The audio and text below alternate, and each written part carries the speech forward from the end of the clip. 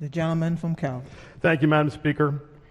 I rise in opposition to this bill. Really, to me, this is something that we could probably frame pretty simply, and that is innovation versus banning.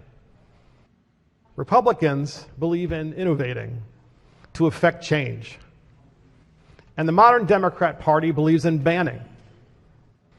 Let's just do away with it.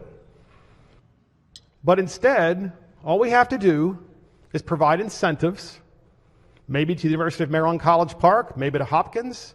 We've got these great research institutions in this state, and ask them to find a solution or a number of solutions. That's called innovation. That is uniquely American.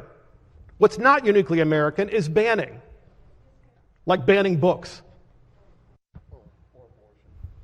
So I must say, when we hear single-use products must be banned, single-use plastics from the chairman of the committee, where do you think that's going to go? This bill only covers just some of them. Next will be single-use plastic bottles in hotel rooms for shampoo, single-use items at Chick-fil-A and McDonald's and Burger King that have ketchup in them. How terrible. Is it a problem? Yes. As a Republican, I acknowledge it's a problem. But as a Republican, I want to innovate to fix these things so that they can be recycled. We heard from the chairman of the committee, we don't have a recycling facility in Maryland. So let's get one. Let's get one. Let's innovate. Let's fix the problem. Another thing I love to hear is the virtue signaling from the left. And here's the virtue signaling. Plastic bags, when they find themselves on the ground, go into waterways. I think that's true too, by the way, except for one thing. They don't find themselves on the ground. Someone put it there. Someone put it there. And there's this thing that we have on our side of the aisle called personal responsibility, in that when you have plastic or any kind of trash, whatever it is, you put it in the recycling bin. And if it can't be recycled, you put it in the trash can. But apparently, that is lost amongst the left right now. The idea that people have a responsibility to put their trash in the trash can or the recycling bin. So instead, they say, oh, it just finds itself there. It just happened to get there. No, it didn't. It got there because someone put it there and because we need to enforce the littering laws. That would be a first start, and the second start would be innovation. But quite frankly, if I were a company that innovated, I wouldn't come to this state. Because the tax, the way they treat you, of course. But we have an opportunity to amend the bill to fix it, to innovate.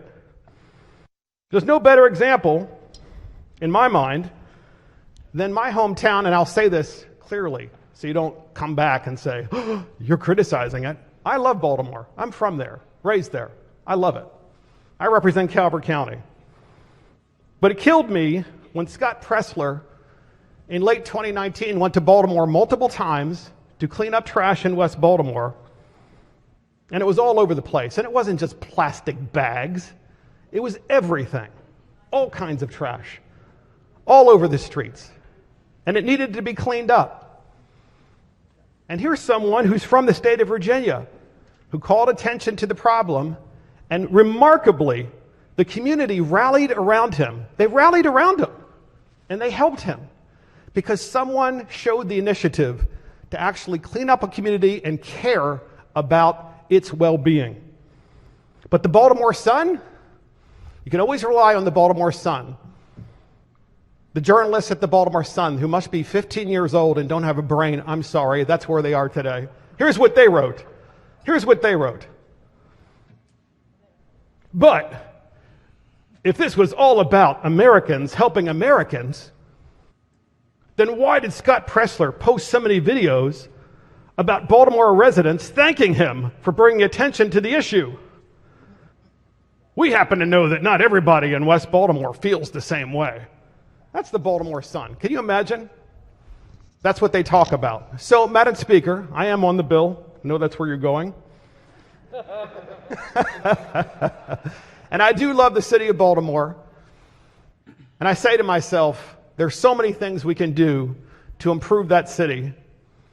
And the idea that we have to constantly ban things and that we have this environmental extremism that's saying, no, don't use plastics, use paper bags. Well, guess what? You're the ones that shut down the paper mills in Western Maryland. You shut them down. So now they're in China, and so are the jobs. And in China, ladies and gentlemen, you know what they don't care about? They don't care about the environment. So you were actually pollution shifting by passing this bill.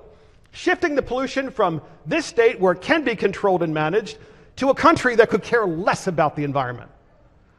You know it's true, and I know it's true.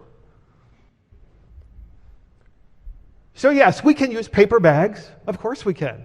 But I'm sure that'll be the next thing that you ban.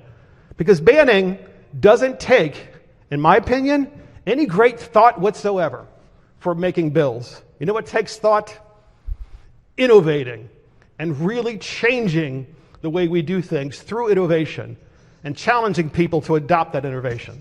And for all those reasons, Madam Speaker, I'm voting against this bill. Thank you very much.